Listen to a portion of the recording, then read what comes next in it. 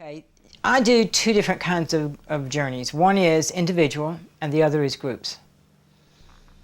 Now, all of it is about, first off, getting relaxed and getting our bodies into a place of rest. So I explain to people what's going to happen, and this is what happens. I'm going to drum the heartbeat, which is just a two drum beat sound, so people have something to pay attention to. And in that, I'm going to ask each person to go to one place upon the earth they have physically visited. And that place upon the earth is to get us grounded, so that we know exactly where we left the earth and exactly where we're coming back. So everybody lays on the floor, has something over their eyes, and is in a comfortable place. Whether they need a blanket or something under their knees, the comfort is really important, that our bodies are relaxed. And as we go on this journey, there's a form to it that goes something like, feel yourself touch the Mother Earth, place roots deep into the earth so that your physical body is rooted into the earth while you go on your spirit walk. Then people go to that one place upon the earth that they have physically visited, and I have them just be there for a few moments, to use their senses to really recognize this sacred place that they have chosen. And also in this place we set an intention. And the intention may simply be to journey into the spiritual world and receive any wisdom and insight that's available. The intention may also be something to the effect of, is it appropriate for me to blank, blank, blank?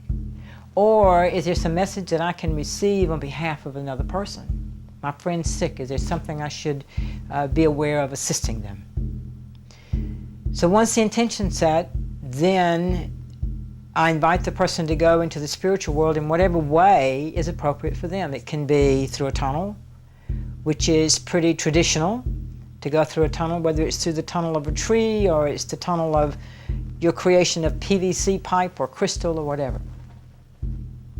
Or sometimes a guardian comes and assists a person to go on this journey. It may be someone who's passed away, it may be a power animal that shows up, or you may just simply be there. You just know that all of a sudden you're in this mystical experience. And what comes to each person is really individual to that person. Sometimes people receive answers about questions about life.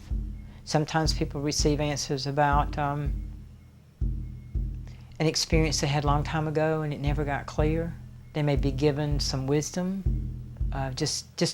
Recently a lady just had this message come about to believe in herself. Just to believe in herself, that she's doing everything appropriate. So it can be any kind of message of your own self-searching. And that goes on for ever how long it does. Sometimes it's 15 minutes, sometimes it can be an hour. And then it's a person, I had them bid adieu and give thanks for their experience in the spiritual world, and then they come back into their bodies very gently and kindly. And then I have them move their arms and their legs so they can feel their bodies again, because sometimes, you don't quite feel your body after a mystical experience. And then they're back on the earth. I have them write their experience so they have it from out of their bodies onto something. And then we talk about it sometimes. Always give the person an option to hold that experience in their silence or to share it. And that's pretty much the format. Is it always in person or can it be remote? It can be both. I do quite a bit of work over the phone, and my experience is the spirits are the spirits no matter.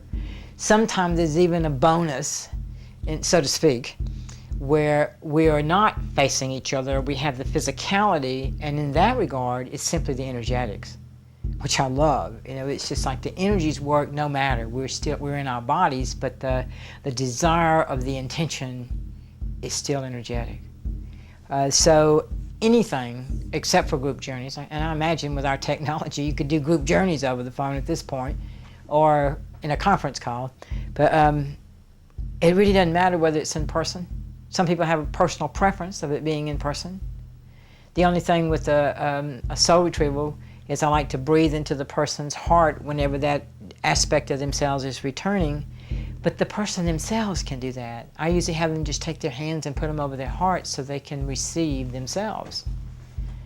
So, you know, it doesn't matter. Spirit is spirit.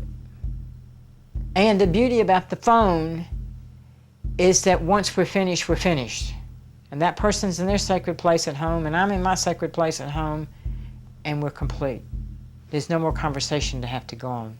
And especially in relation to the person who's just journeyed, it's a good idea for them just to be still and peaceful and quiet and let the experience become them.